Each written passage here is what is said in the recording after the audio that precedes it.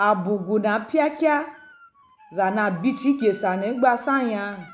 kulenge dia fogwa shigyo zandondo enikia gwa panua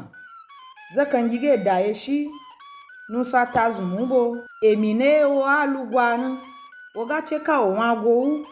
yikuruga gba eje alawan lekunu eduku na nya kasazunu ona eti jengije adadukunre jinwo ungiwo ana jeun be yi ko sokwena kagun fie ilan zucha wa be wawa uji na sokoye bona imakiri ijechi igbechi ga yan yiya ndagwa yan la chinle zana gena mai chinlere zan dondo pe zanelugi babe kini nchebe pa emi yuna eze pe chinwe ti tachun ye emi boa ezan dondo na de tudo na ga jiyan wa pae zana de den wona nge na yana ye na vo